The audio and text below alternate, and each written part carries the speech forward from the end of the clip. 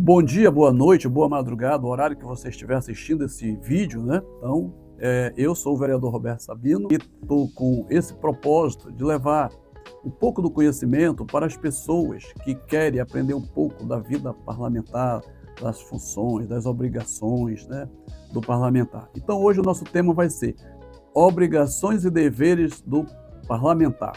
O parlamentar é aquele que faz as leis. Pode ser vereador, pode ser deputado estadual, deputado federal, senador, governador, senador. Para aí. Tá? Então, no caso, como vereador, por exemplo, meus deveres e obrigações. Eu fui eleito para representar aqueles que acreditaram em mim, né? E que pesquisaram, observaram, viram que eu sou tipo digno de representar aqueles que votaram em mim, certo?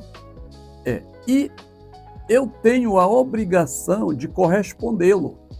Como? Com honestidade, com seriedade, me esforçando para fazer as minhas obrigações, né?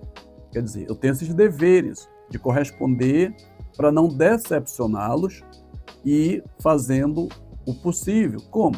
Minha função de legislar, fiscalizar as obras do executivo e procurar fazer aquele trabalho de ouvir as pessoas e de, lá no parlamento, parlar significa falar.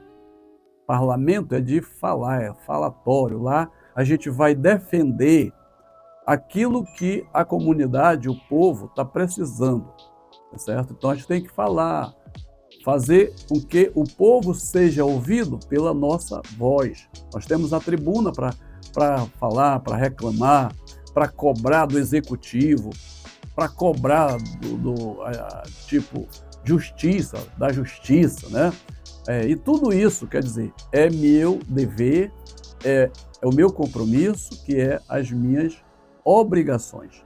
Minha obrigação é de fazer leis, procurar legislar leis boas para o meu povo e de corresponder exatamente com meus deveres de ser honesto, não me meter em falcatruas, não fazer corrupção, não me meter em corrupção e tudo mais, né?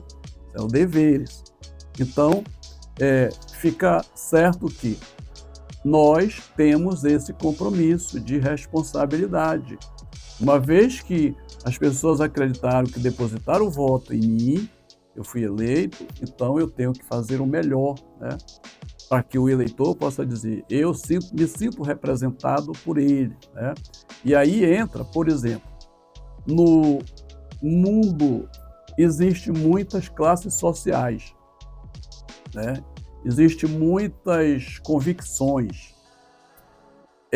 Existe, quando eu estou falando assim, eu vou chegar onde? Nos segmentos da sociedade. Por exemplo, se você é um evangélico, aí você vai procurar alguém que tem essas mesmas convicções. Você é evangélico, você lê a Bíblia, você quer obedecer a palavra de Deus, os mandamentos de Deus, os estatutos, os juízos, né, os mandamentos, porque você quer um dia, quando morrer, ir para o reino do céu. Então você deve escolher um representante que tenha esse mesmo segmento, tenha essas convicções para dar certo, para que você se sinta representado como uma pessoa que é temente a Deus, que segue aquilo que você está seguindo, né? E também, se você não é evangélico, não tem religião, né? Se você não tem religião, se você não está muito preocupado com essa questão, você não acredita, então você deve procurar também uma pessoa que tem essa mesma convicção, que não está nem aí para obedecer a palavra de Deus que está escrito na Bíblia, né? E que não representa, por exemplo, que não está nem aí para defender algo conservador, por exemplo, a família, né? A família é algo conservador, mas tem aqueles que dizem, não adianta, não precisa ter família, né? Tanto faz como tanto fez, né? Então você, o eleitor, deve, quando escolher o candidato, deve se preocupar, né? Isso é o tema de outra, isso aí é o tema de outro, o assunto de outro tema que eu vou falar, né? Mas eu estou falando no caso que o parlamentar ele tem que corresponder, por exemplo. No meu caso específico, nada contra outros casos. Eu sou evangélico. Então, eu tenho que corresponder àqueles que têm essa convicção, que acreditou, por eu ser evangélico, ter a mesma convicção que ele tem e nesse caminho de quê? De procurar ser o chamado conservador. Conservador é aquele que conserva os bons costumes, a obediência de filho com pai, e pai tem que ser um exemplo para o filho, e casamento é algo que tem que ser conservado, e defender, por exemplo, os estatutos, defender as religiões, os direitos das religiões, né? Então, tudo bem, isso aí. Então, esse é o dever de um parlamentar dessa linha, no meu caso de evangélico.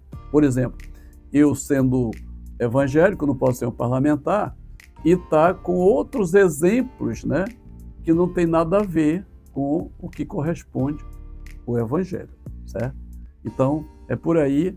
Eu vejo que é importante você também observar que nós, políticos, temos deveres e temos obrigações, né? Então, eu falei um pouco aqui para que você possa estar entendendo. O próximo tema, eu vou falar da obrigação também do eleitor.